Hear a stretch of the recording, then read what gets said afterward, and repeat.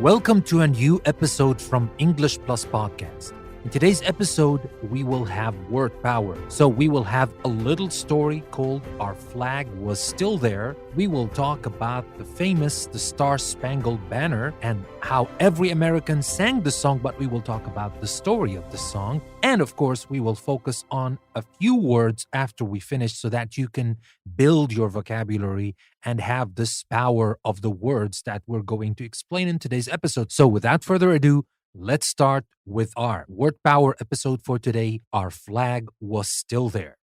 Every American has sung the Star-Spangled Banner innumerable times, but not everyone knows the history of the song. Here is a brief narrative of the events that led to the writing of the words of the American national anthem. During the War of 1812, a District of Columbia lawyer named Francis Scott Key boarded a British truce ship in Chesapeake Bay to implore the British to release Dr. John Beans, who had been arrested by British troops after they had sacked Washington, D.C.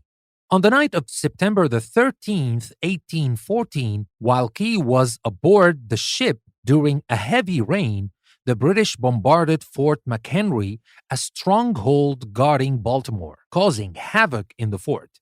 The American cannons returned fire. Key was detained on the British ship overnight. Afraid that Fort McHenry would fall, and with it the new American Republic, Key spent the night worrying. At dawn, the rain stopped and the British warship sailed away. Much to his relief, Key saw in the dawn's early light that the American flag was still flying over the fort. However, it was not the small storm flag that Fort McHenry's commander, Major George Armistead, had flown during the rain, but a gigantic flag he had recently purchased from a Baltimore flag maker. Key, an amateur poet, was so inspired by the sight of the Star-Spangled Banner, a sign that the British had not captured the fort, that although he was still aboard the truce ship, he wrote a poem on the back of a letter he had in his pocket. Key called the poem In Defense of Fort McHenry and had it published anonymously in Baltimore. A little later, he renamed the poem The Star-Spangled Banner. In the same year, the poem was set to the music of a popular English tune, and in 1931, Congress adopted the song as the American national anthem. So, that is the story of the national anthem.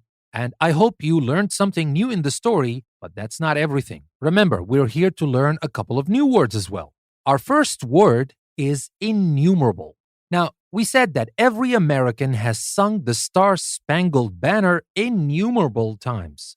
What does that mean? What is the meaning of innumerable? Innumerable, which is spelled I-N-N-U-M-E-R-A-B-L-E, means very many or too many to be counted.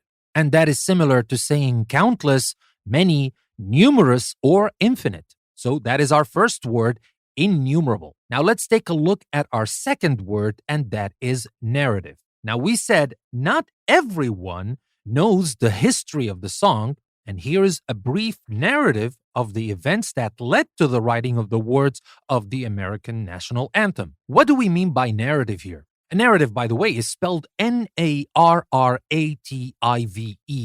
narrative. A narrative is a story or an account of a series of events. Like when we say the story of something, the report of something, the history, the detail of something, that's the narrative.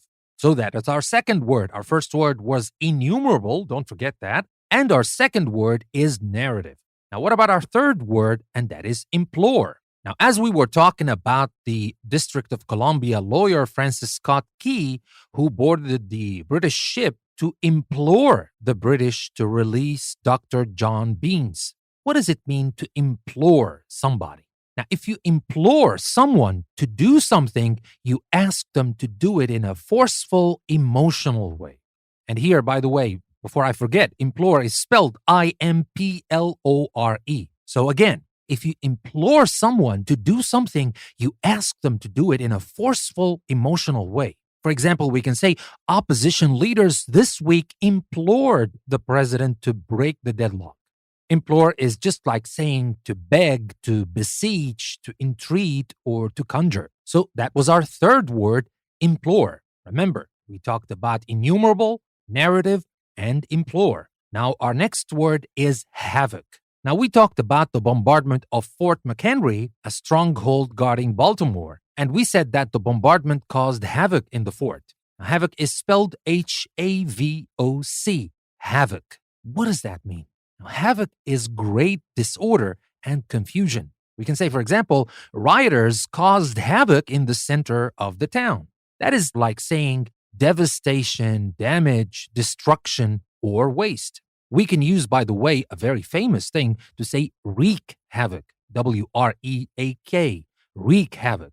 Or we can say play havoc. So if one thing plays havoc with another or wreaks havoc on it, it prevents it from continuing or functioning as normal or damages it. So remember that this is a very useful phrase that you can use with havoc. You can say play havoc with or wreak havoc on. Now, of course, you have to remember that we use with play and on with wreak. But both mean that something prevents something else from continuing or functioning as normal, or it damages this thing. So, that being said, we have 4 words today. We have innumerable, narrative, implore, and havoc. Our final word for today's episode is gigantic. Now, gigantic is spelled Gigantic, gigantic.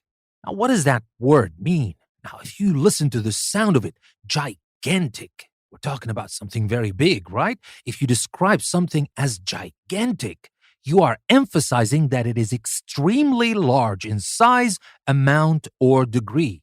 Talk about gigantic rocks.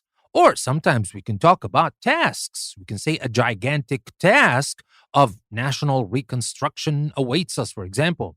Words that are similar in meaning to gigantic are words like huge, great, large, or giant. And just to remind you again how we used that in our story, we used that to describe the flag Major George Armistead used that day. We said that Major George Armistead had used a gigantic flag he had recently purchased from a Baltimore flag maker. These are our 5 words for today. One more time, we talked about innumerable. We talked about countless, many, numerous, infinite things. That is innumerable. We talked about narrative, which is like the story or report of something. We talked about implore, like when you beg someone. And we talked about havoc, which is like devastation, damage, destruction, or waste. And finally, we talked about gigantic, which is huge, great, large, or giant. Now, I hope you liked the story I shared with you, and I hope you can use these words that I shared with you and add them to your active vocabulary bank.